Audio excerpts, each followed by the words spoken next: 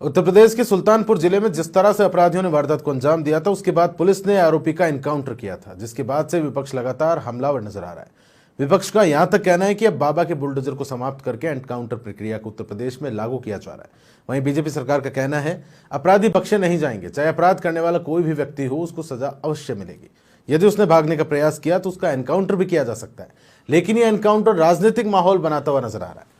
ऐसे में करणी सेना के प्रदेश अध्यक्ष संदीप सिंह ने समाचार प्लस से बात करते हुए कहा है, लगातार योगी सरकार अपराध को रोकने के लिए और अंकुश लगाने के लिए तत्पर नजर आ रही है, लेकिन विपक्ष का काम है हमला बोलना, और वो लगातार बेवजह हमला बोलते हुए नजर आ रहा है।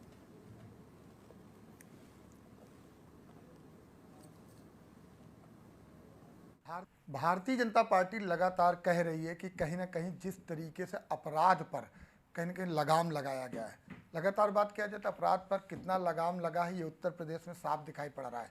अभी हम सुल्तानपुर की घटना की बात कर लेते हैं। जिस तरीके सुल्तानपुर में घटना हुई है उस पर कहीं ना कहीं निंदनीय है और लोग उस पर आक्रोश नज़र आ रहा है। अगर हम बात करें तो कहीं ना कहीं देख सकते हैं विपक्ष भी लगातार हमला बोलता हुआ नजर आ रहा है कि ऐसे मामले को कहीं ना कहीं सरकार को ध्यान देना चाहिए। आखिर जो दोषी हैं, क्यों आखिर इन दोषियों पर ऐसे कोई नियम और ऐसे चीज़ें नहीं बनाई जाती, ऐसे अपराध पर अंकुश लगाने के लिए कोई ना कोई जरूर नियंत्रण के लिए बनाना चाहिए।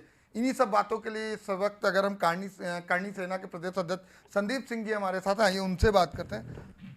सबसे पहले आपका समाचार प्लस से बहुत बहुत स्वागत है। धन्यवाद सर, जिस बात कर सुल्तानपुर में हत्या हुई है और दूसरी तरफ हम सरकार की बात करें तो सरकार लगातार कह रही है अपराध पर रोकथाम लगी है, प्रशासन पूरी तरह से मौजूद रहता है, हर चीज़ पर रोकथाम लगी है, कहीं किसी तरीके से अपराध मुक्त प्रदेश है, लेकिन इस तरीके की घटनाएं घट रही हैं। आप क्या कहना चाहेंगे? हत्या कहाँ हुई है? इनकाउंटर हुआ है, हत्या नहीं हुई है, इनकाउंटर हुआ है। हत्या तो कह रहे हैं विपक्ष वाले, उसका इनकाउंटर किया है, टास्क फोर्स ने इनकाउंटर किया। इनकाउंटर होना भी चाहिए, इनकाउंटर होने में दिक्कत क्या है?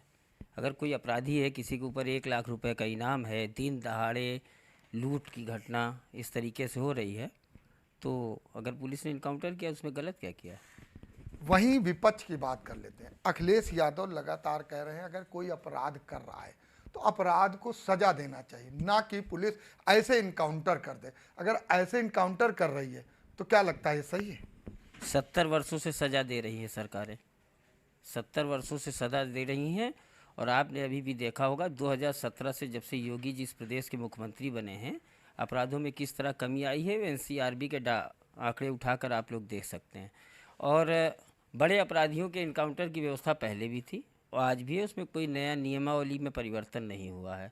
अब ये था कि पहले की सरकारें चूंकि अपराधियों द्वारा पोषित ही होती थी, इसलिए उनके इनकाउंटर नहीं हुआ करते थे।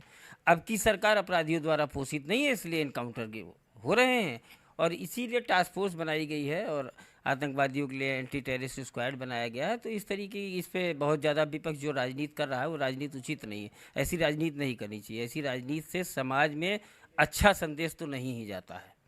भारतीय जनता पार्टी की बात करें, भारतीय जनता पार्टी जिस तरीके से अभी आप बता रहे हैं कि लगाम लगा रहा है, लेकिन विपक्ष कह रहा है कहीं ना कहीं जिस लॉ ऑर्डर में जिस तरीके से ऑर्डर लाइन में फेल है भारतीय जनता पार्टी, लेकिन एनकाउंटर और जिस तरह के मामले आ रहे हैं, विपक्ष का कहना है एक जाति समूह को टारगेट करते हुए इस तरीके के एनकाउंटर किए। नहीं, देखिए अखिलेश जी ने पीडीए बना के चुनाव लड़ा था, पिछड़ा दलित और अल्पसंख्यक। थोड़ा उनका नारा कमज़ोर था, उनको नारा लगाना चाहिए था PDA AA, मतलब PD AA, तो उसमें पिछड़ा दलित अल्पसंख्यक के संग अपराधी भी शामिल हो जाते तो बेहतर रहता उनके लिए। और जात अभी कुछ दिन पहले जौनपुर में किसी क्षत्रिय अपराधी के इनकाउंटर हुआ था, STF ने ही मारा था, उसके पहले भी किसी क्षत्रिय। तो कोई क्षत्रिय संगठन या कोई सरकार उसके घर नहीं गई थी। और मैं तो माननीय पूर्व मुख्यमंत्री जी से पूछना चाहता हूँ, व्यापारी के घर गए थे क्या शोक संवेदना प्रकट करने, या उन्होंने कोई प्रतिनिधिमंडल भेजा था?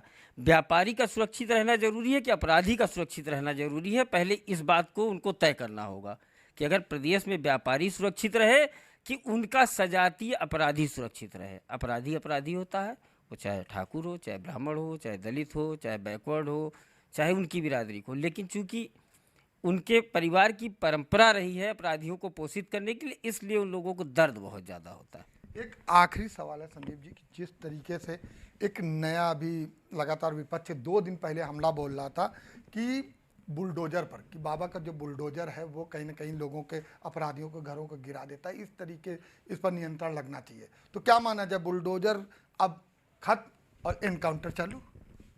नहीं, ना बुलडोजर खत्म होगा ना इनकाउंटर खत्म होंगे। और बुलडोजर नीति तो एक ऐसा मॉडल योगी जी ने दे दिया है जिसको पूरा देश मान रहा है। मध्य प्रदेश में भी बुलडोजर चल रहा है, उत्तराखंड में भी बुलडोजर चल रहा है। तो गलत तरीके से कमाए हुए पैसे पे अगर सरकारें कुछ कर रही हैं तो उसके लिए बुलडोजर चलाना पड़े। चाहे पहले कुर्की की एक प्रक्रिया हुआ करती थी, तो हमको लगता नहीं था कि वो बहुत सफल हो पाई। अब बुलडोजर नीति से सफल है। अपराध पे लगाम की बात मैंने भी आपको बताया कि एनसीआरबी का डाटा उठा लीजिए। अपराध में जिस तरीके से लगाम लगी है, कोई प्रदेश में अपने को माफिया, गुंडा, बदमाश कोई कहने वाला है? कहीं आप काम करने जाइए तो आपको ये लगता है कि कोई आदमी आपसे रंगदारी मांगेगा? पहले तो तमाम ठेके टेंडर हुआ करते थे जो जिले वाइज बंटे हुआ करते थे उनकी सरकारों में। हर जिले में एक उनका मिनी मुख्यमंत्री हुआ करता था, वो अपनी सरकारों में हर जिले का उसी को कमान दे देते थे और उसको पैसा देना पड़ता था। व्यापारी आते ही नहीं थे। आज की डेट में तमाम व्यापारी आ गए हैं प्रदेश में, दुनिया भर का सम्मेलन हो रहा है, G20 और ये वो। तो ऐसी स्थिति है। अब चूँकि दर्द मैंने आपको बताया, दर्द वही है।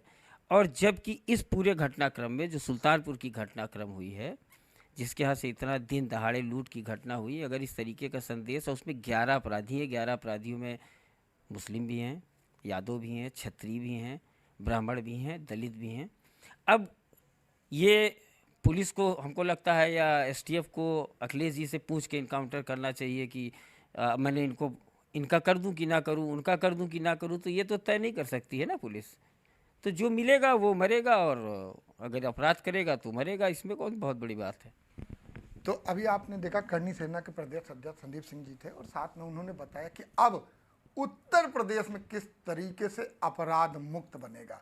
चाहे बुलडोजर की बात कर लें, चाहे इनकाउंटर की बात कर लें, अपराध करने वाला अपराधी अब कहीं ना कहीं उत्तर प्रदेश में नहीं रहेगा। या तो जेल में होगा या उत्तर प्रदेश के बाहर भागता हुआ नजर आएगा। अब देखना ये होगा कि जिस तरीके से लगातार अपराध पर अंकुश लग रहा है, क्या वाकई आगे भी इसी तरीके से लगता हुआ नजर आएगा।